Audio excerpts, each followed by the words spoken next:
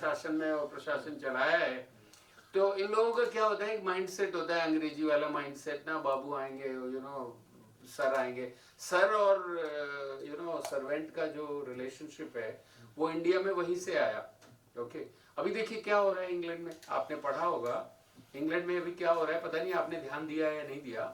अभी सुनाक जी ने कहा कि हम इन सबको, रुवांडा वालों को वापस रुवांडा भेजेंगे, और डील हुई नहीं। गदर का पता है क्या हुआ वहां पे, हुआ क्या, you know what is the concept, Rwanda deport, Rwanda immigrants को बाहर भेजने का क्या क्या कहानी क्या है पता है? कहानी ये है कि गवर्नमेंट ऑफ इंग्लैंड ने डिसाइड किया कि भाई हम रुवांडन्स को वापस भेजेंगे। तो किसी ने कहा भाई ये तो बहुत, एक दो जनरेशन से यहाँ रह रहे हैं तो इनको वापस भेजना है, तो पैसे दो। तो उन्होंने कहा ठीक है, will give millions of pounds to them, कि भाई पैसा ले लो और यहाँ से इनको फॉर गॉड सेक ले जाओ रुवांडन्स को।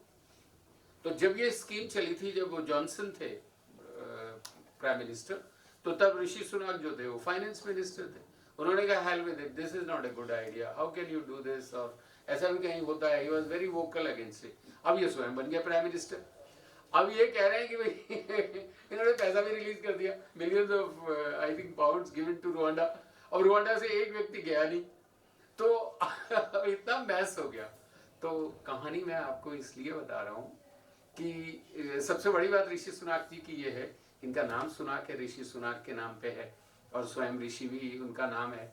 तो ये एक पॉसिबिलिटी है इंडियन बच्चों के लिए कि अब विदेशों में, पहले लोग सोचते थे वहां जाएंगे उस कंपनी का सीईओ, अब बच्चे आजकल ये भी सोचते हैं, और उनको सोचने के लिए हमें प्रेरित भी करना चाहिए कि हम उस कंट्री के प्राइम मिनिस्टर बनेंगे। क्योंकि हमारे यहाँ विवेक रामास्वामी को देखिए, अमेरिका में पूरा छा गया, और क्या बात कर रहा है वो, वही है युग सहस्त्र योजन पर भानु। उसका इतना तगड़ा आर्टिफिशियल इंटेलिजेंस है, ओके, वो कभी इससे अपने फोन से नहीं चलता, वो डायरेक्ट चलता है, वो सीधा हिंदू हिंदू हिंदुत्व। आज वर्ल्ड में कहीं भी यदि कुछ कोई चीज, कोई ब्रांड लेबल है नंबर 1, तो वो हिंदुत्व है और हिंदू है। और दुर्भाग्य से यहाँ मूर्खों के महाधिराज जो हैं वो हिंदुत्व के अगेंस्ट है और हिंदुओं के लिए है। मतलब ये थोड़ा सा है। तो बात जो मैं बता रहा था ये है कि जब आप बोर्ड का एग्जाम कर रहे हो तो फिर सीयूटी क्यों है? भाई बच्चों को एडमिशन कॉलेज में लेना है, और पहले तो बोर्ड के एग्जाम होते थे, भाई बच्चे अच्छी यूनिवर्सिटी में, दिल्ली यूनिवर्सिटी में लिस्ट लगती थी, भाई इतने अच्छे नंबर आए। तो आईआईटीज में भी उस समय हमारे टाइम में तो कोई एग्जाम नहीं होता था, ऐसे ही छोटा मोटा होके, और बेसिकली बोर्ड के उससे। अब जो स्थिति है मैं जो बता रहा हूँ वो ये है कि 10 लाख बच्चे लास्ट ईयर बैठे थे, इस बार 12 लाख हो गए, 12.7 लाख, ओके, और सीट है 1 लाख। और बाकी बच्चे जो रियल में पढ़ना चाहते हैं वो तो एडमिट नहीं हो पाते, और जिनको पढ़ना नहीं है उनके पेरेंट्स वो फीस देके उनको वहां बिठा देते हैं, ओके। अच्छा होता क्या है, जिनको बनना नहीं डॉक्टर, वो डॉक्टर बनाए जा रहे हैं, और जिनको डॉक्टर बनना है वो धक्के खा रहे हैं। एक तो ये स्थिति। दूसरी स्थिति मैंने आपको बताया सीयूईटी और बोर्ड की। अब आप देखिए दिल्ली यूनिवर्सिटी में एडमिशन इतना कठिन है कि श्रीराम कॉलेज ऑफ कॉमर्स 100% जाता है, लेडी श्रीराम कॉलेज 100%, हिंदू कॉलेज स्टीफेंस 99.9%, ठीक है। एक तो स्थिति ये है, इसका मतलब बेस्ट ऑफ द बच्चे वहां जा रहे हैं दिल्ली यूनिवर्सिटी में। लेकिन कल की न्यूज क्या थी? कल की न्यूज ये थी कि बहुत सारे बच्चे एग्जाम में नहीं बैठ पाएंगे क्योंकि उन्होंने अटेंडेंस उनकी शॉर्ट है।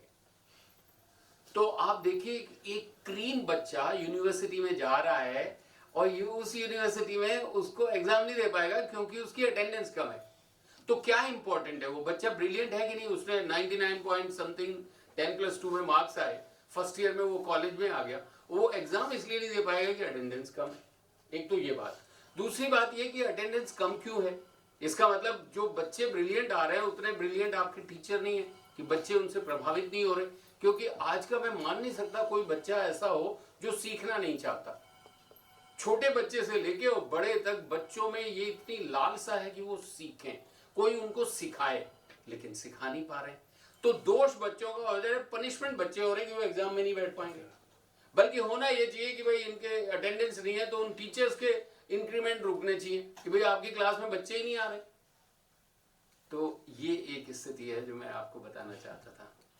दूसरी स्थिति ये है, रिजर्वेशन। जी मैं उसी पे आ रहा हूँ मैडम।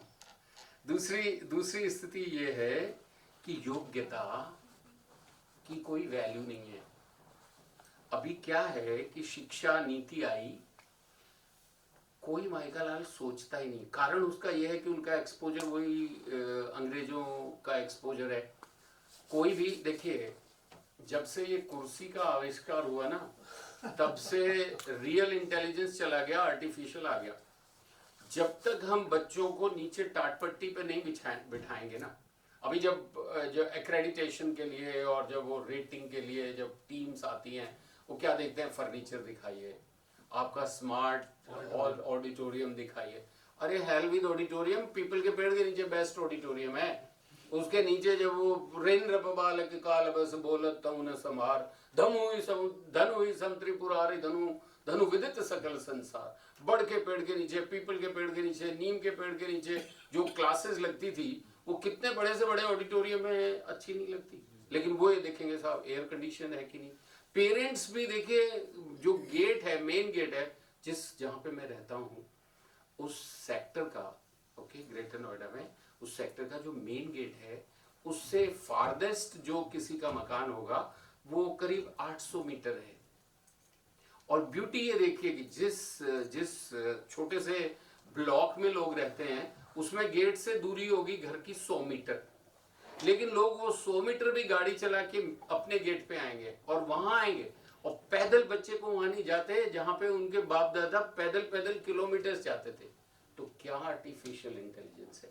आर्टिफिशियल इंटेलिजेंस के लिए जो टेक्नोलॉजी डेवलप करना है, सॉफ्टवेयर डेवलप करना है, उसके लिए भी अंतर मन में बच्चों को आंतरिक प्रेरणा देनी होगी।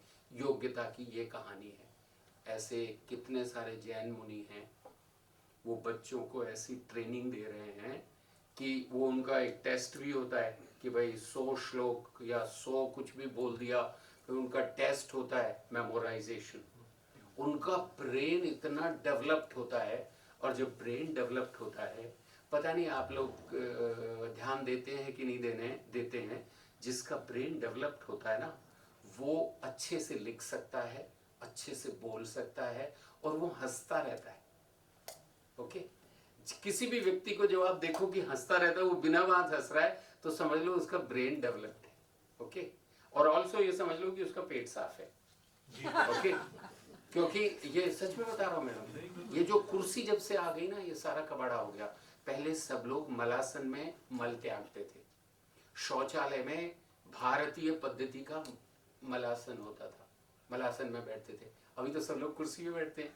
जो वेस्टर्न कोमोड्स है, वो कुर्सी बड़े बढ़िया तरीके से, उसमें भी कई डिजाइन है। इतनी सारी रिसर्च वेस्टर्न कोमोड पे हुई है, 0 रिसर्च हुई है इंडियन मलासन पे।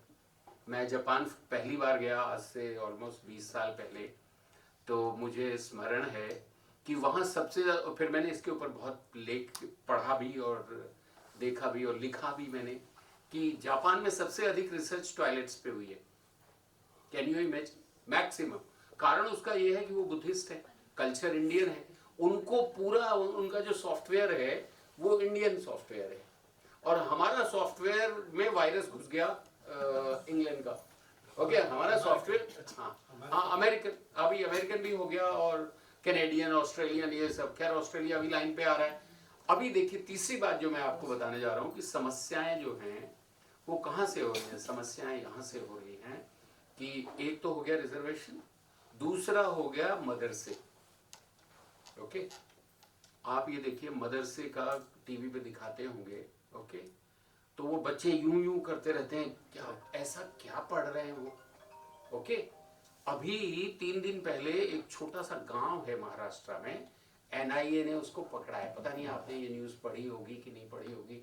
ऐसी न्यूज़ पता नहीं मुझे कैसे दिख जाती है न्यूज़पेपर में, खोलते ही सबसे पहले वही न्यूज़ दिखी मुझे।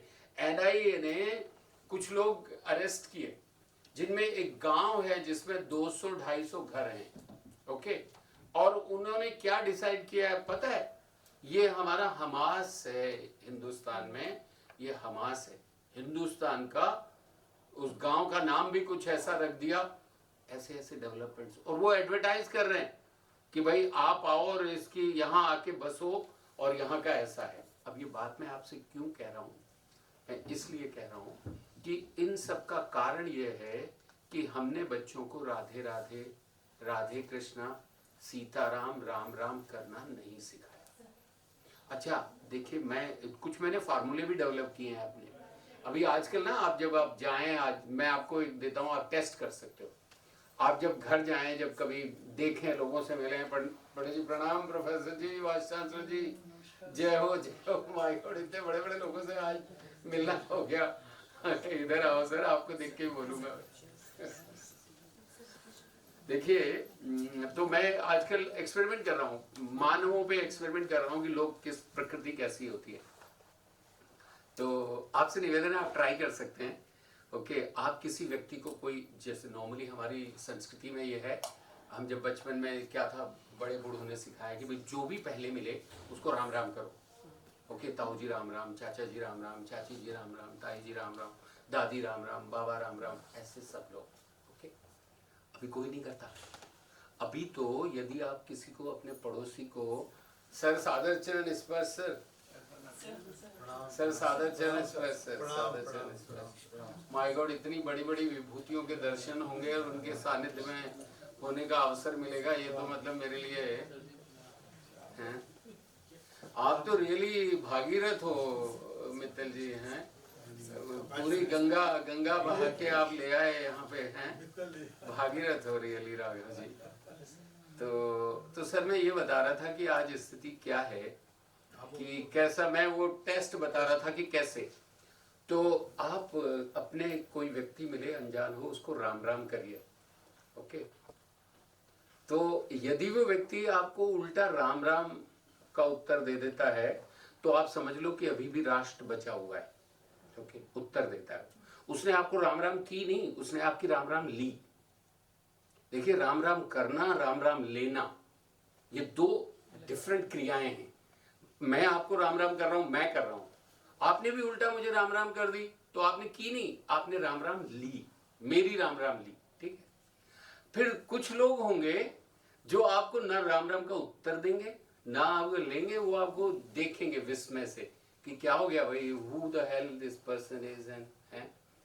अच्छा, फिर कुछ होंगे वो आपसे बोलेंगे ठीक है, मतलब राम राम का उत्तर नहीं देंगे, ठीक है, मतलब वो समझ रहे हैं कि भाई आपने राम राम किए तो he is at a high this thing, और आप मतलब राम राम कर रहे हो, तो वो आपसे प्रश्न पूछेंगे ठीक है, मतलब उनका अर्थ ये है पूछने का कि भाई कुछ चाहिए, कुछ चाहिए मुझसे, राम राम करो। देखिए, कलयुग में ऐसे ही होता है मैडम।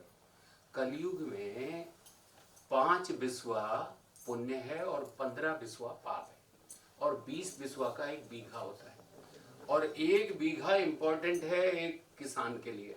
ठीक है, फिर कुछ लोग ऐसे होंगे जिनको आप राम राम करोगे, तो अब जैसे मोस्टली बंगालीज, पता नहीं यहाँ कितने बंगालीज हैं, तो वो उनका उत्तर होगा ठीक है भालो, मतलब उत्तर नहीं दे, राम राम नहीं करेंगे। ओके, तो ऐसा होता है, ये समाज ऐसा हो गया। क्यों हो गया? क्योंकि हम हट गए, कुर्सी आ गई, हम नीचे बैठ नहीं सकते, कारण बताते हैं, घुटनों में प्रॉब्लम है, ये प्रॉब्लम, नीचे बैठ नहीं सकते। यदि आपको 100 वर्ष जीना है, यदि आपको निरोगी जीना है, तो आज मंत्र देके जा रहा हूं, और प्रयोग अपना किया हुआ मंत्र देके जा रहा हूं। एक तो अपना जो टॉयलेट है वो इंडियन बनवा दें, मलासन कर लें। अभी बैठ नहीं पा रहे हैं तो डंडा वंडा लगा के बैठ जाएं, बाद में आराम से बैठ पाएंगे। शरीर बड़ा मोल्डेबल है। It is the most plastic organic material, the human body, highly plastic, but we are making it elastic by our deeds and by our thoughts and by our food। तो एक तो ये कि आप नीचे बैठना स्टार्ट कर दें मल त्यागने के लिए। दूसरा, टूथपेस्ट बंद कर दीजिए। यदि हाँ जी, कैल्सिफिकेशन, मैं समझ रहा हूँ। सर आप टूथपेस्ट करिए मत। एक तो क्या है, ब्रश जो है वो झूठा होता है। ओके, मुंह में कोई भी उठते ही मुंह में झूठी चीज ले जा रहे हो आप। देखिए, जब यज्ञ वगैरह करते हैं तो नियम ये है कि आप दातून करेंगे, दातून करके मुंह साफ करें। ठीक है, अच्छा ठीक है। अच्छा, बहाना क्या होता है कि साहब दातून मिलती नहीं। अजी साहब, शहरों में कहाँ दातून मिलती है, क्यों नहीं मिलती? I remember about 15-17 years ago we had a conference, our company conference in Goa. तो मेरा उन दिनों बड़ा ये चल रहा था कि भाई पूरा दातुन वातुन, और मैं लेके नहीं जाता, और वो किट विट मिलती है होटल में, I don't even look at it. तो अब साहब वो दातुन गोवा में मिली नहीं, हम अपना वॉक पे निकल गए, कहीं तो मिलेगी दातुन। वो I was really surprise, 3 kilometre के बाद राजभवन के सामने इतना बड़ा नीम, गहरा नीम। मैंने कहा यार आनंद आ गया। फिर वहां पूछा चाय वाले से नीम, बोला जी इधर चले जाइए पूरे नीम ही नीम है। जब मैं घाना गया आई वॉज रियली सरप्राइज, इतने सुंदर सुंदर नीम वहां पे। और मैंने कहा यार दातुन क्यों नहीं करते? कहता अच्छा हमें तो पता ही नहीं था, घाना वालों को क्या पता, वो यहीं से गया होगा नीम। और हम भारतीयों को बताया गया कि सब कुछ वहां से आई, आलू भी बाहर से पुर्तगाल से आया, मिर्च भी वहां से, सारा आयुर्वेद में सब चीजों का लिखा है। छोंक कैसे देना है, छोंक क्यों देना है, गीला छोंक, सूखा छोंक, वेपोराइज्ड छोंक। I remember my grandmother used to give छोंक, वो सूखा छोंक होता था जिसमें पूरा नीचे अंगारे होते थे, मसाले डाल दिए, उसकी वेपर एब्जॉर्ब कर ली हांडी में, और फिर हांडी में कड़ी डाल दी, वो उस छोंक का स्वाद ही होता। तो ये सब जो था, जो बात हो रही है आर्टिफिशियल इंटेलिजेंस की, वो अंदर से आती है इंटेलिजेंस, ओके। और जो मैं बात बता रहा हूँ पुनः उसको रिपीट करता हूँ, जब आपको बोर्ड का ही एग्जाम देना है तो CUET क्यों रखा? आप CUT का ले लो यार एग्जाम, जो पास हो गए वो एडमिट हो जाए। और फिर देखिए university so called rating, NAAC फलाना वलाना। अरे भाई 10-12 लाख बच्चे जेई में बैठ रहे हैं, 1 लाख का एडमिशन, मतलब 9 लाख बेकार हैं। आपने एक जेई एग्जाम रख के 9 लाख बच्चों को एक दिन में डिक्लेयर कर दिया कि ये बकवास है। दिस इज, और देखिए जो पढ़े लिखे जो सुलझे लोग हैं ना, वो कभी अपने बच्चों को, अपने ग्रैंड चिल्ड्रन को कभी नहीं बताते कि IIT का एग्जाम दो, कभी नहीं बोलते भाई यार कहीं अच्छी यूनिवर्सिटी में एडमिशन ले लो, पढ़ो, टाइम वेस्ट मत करो, बिकॉज बट अभी हो रहा है। तो आई थिंक मैं ज्यादा बोल रहा हूँ राघव जी, तो यही मुझे कहना था। और अब देखिए जब बड़े लोग आ जाएं तो उनके सामने अधिक बोलना नहीं चाहिए, थोड़ा। So we come to the close of this short discussion on technology on whose terms. I think that question, that steering was required. We wanted कि एक मंथन प्रारंभ हो, कि not a blind cheerleading of technology or not a blatant criticism of technology, कहीं ना कहीं किसके terms पे, वो जो एक नेचुरल इंटेलिजेंस, ह्यूमन इंटेलिजेंस है कि हमें अगर तकनीक का प्रयोग अपनी शिक्षा में करना है तो हमारी अपनी टर्म पे करना है। I think Yogi sir has brought it about phenomenally well, कि अगर उस इनफाइनाइट लूप में अगर हमें जाना है तो perhaps one of the apps what he has created, कि वो एक कंस्ट्रक्टिव ऐप हो, ना कि वैंडरिंग हो।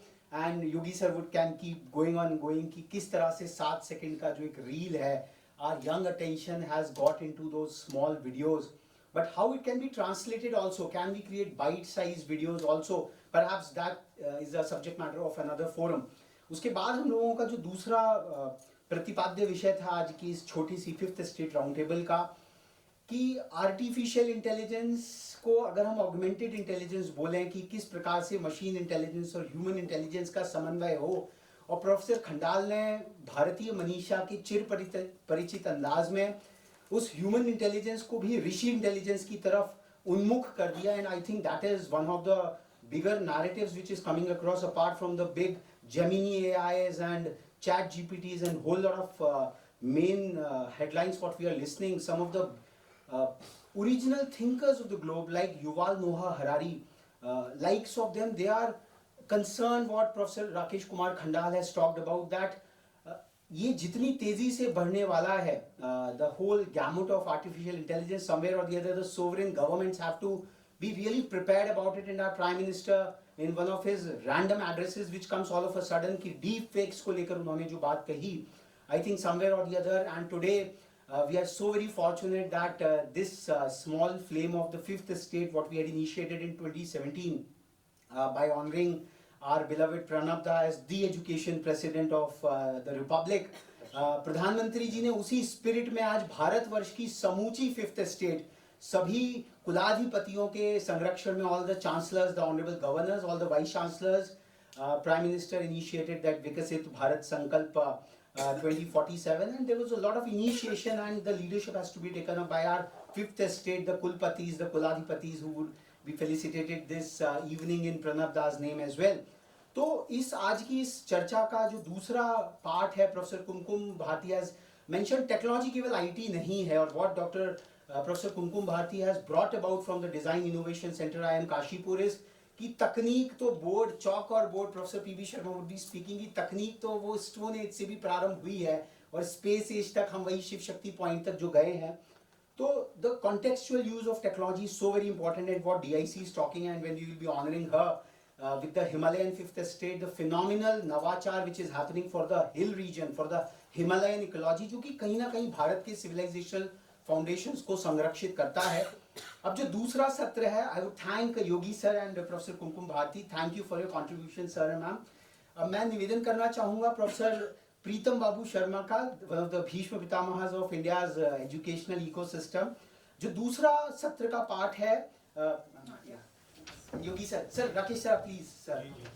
तो स्कूल यूनिवर्सिटी कंटिन्यूम की एक बात है जो कि सर ने आज एक बड़ी विषमता की बात कही कि वो 1 लाख की सीट के लिए कुछ जो एक रनिंग रेस है, और यूनिवर्सिटी और स्कूल के बीच में जो एक सातत्य है, एक कंटिन्यूटी है, उसको हम कैसे. I request P V Sharma sir to just come on the dais and join in for this school university continuum. और जो दूसरा बात है, bolstering edu destinations wide futuristic ecosystems, and for this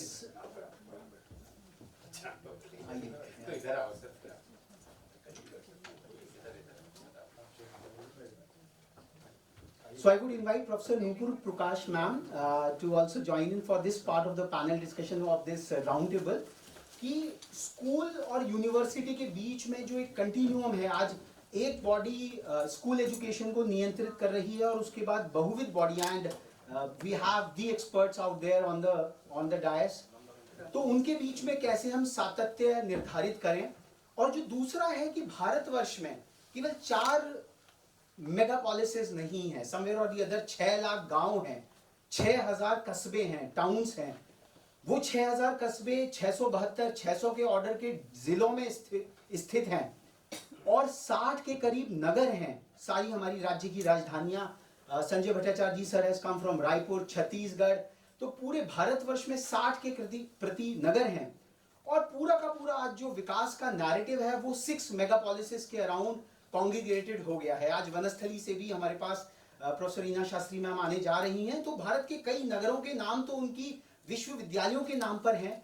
तो किस प्रकार से हम पूरे भारत को 32 लाख स्क्वायर किलोमीटर का जो सनातन भारत है, उसके जो विभिन्न एडु डेस्टिनेशंस हैं, देहरादून से ग्राफिक एरा का 30 वर्ष का एक ग्लोरियस इतिहास आज हम उसको सम्मानित करने जा रहे हैं. तो देहरादून अपने आप में एक अभिनव शिक्षा, जो स्मार्ट सिटीज की हमने बात कही, तो हम यहाँ से कहना चाहते हैं कि एडु सिटीज का एक शैक्षणिक आंदोलन कैसे. और आज बहुत ही मैं कहूँगा सेरेंडिपिटी कहिए या संयोग कहिए कि आज जिस प्रकार से विकास की बागडोर प्रधानमंत्री जी ने हमारे विश्वविद्यालयों के हाथ में दे दी है, हमारे कुलपतियों के हाथ में लगभग सौंपी है कि आपको इस देश को आगे लेकर जाना है, क्योंकि यही नई पीढ़ी है, उसी का यहाँ पे निर्माण होगा.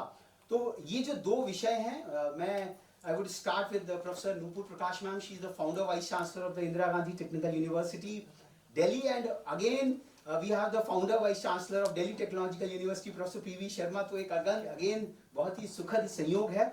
So school university continuum कैसे स्थापित हो with this NTA and all. I would have brought in Madam Indu Khetarpal ma'am, who is also guiding the NTA, the National Testing Agency, from the school's perspective, and I would like to welcome Madam Parul Tyagi also. And Madam Sunita Madan from Salwan Public School. So a lot of schools are also joining in. So over to Professor Nupur Prakash ma'am to start off this part of the round.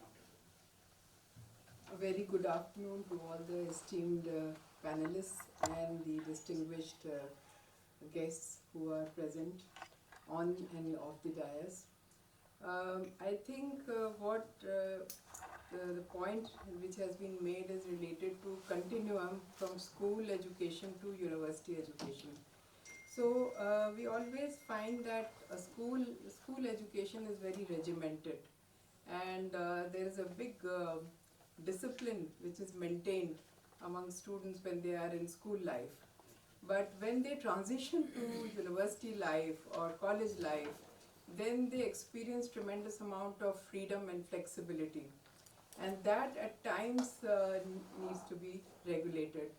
And that is the time when they need to understand that their life is just not growing around their school, but it is a whole universe for which they are responsible. So in my opinion, today when I heard the Viksit Bharat 2047 speech of our Honorable Prime Minister, I realized that there is a whole universe which has to be explored during the university life and college life, and that is where the actual education of a student, of a child starts. When he becomes aware about national and international and global issues, which are to a certain extent quite limited when he or she is in a school.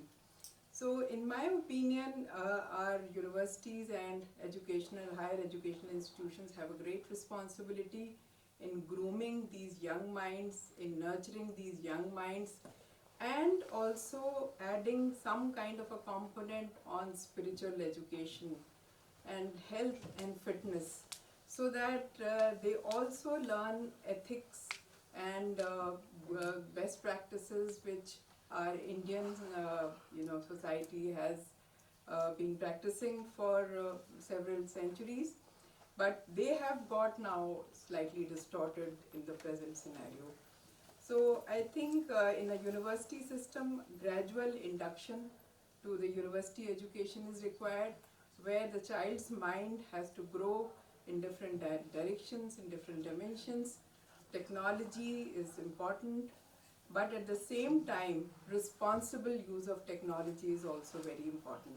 So from this point onwards, I would like to initiate the discussion on what should be done at the higher education level. We have a good galaxy of speakers on the dais right now, and I would like my colleagues and my superiors to talk more, take this discussion forward. Thank you.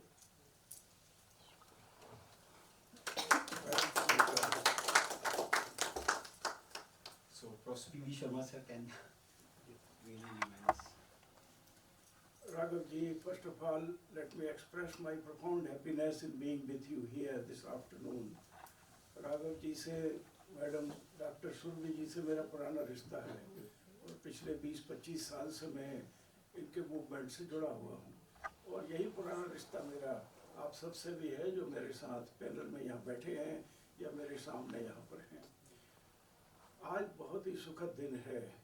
एक तो doctor Surabhi और राघव जी हमारे प्रणब मुखर्जी साहब की याद कर रहे हैं, जिन्हें इंडिया का एजुकेशन प्रेसिडेंट कहा गया, और मुझे इस बात की खुशी है कि आप उनकी याद को तजोतारा रखे हुए हैं।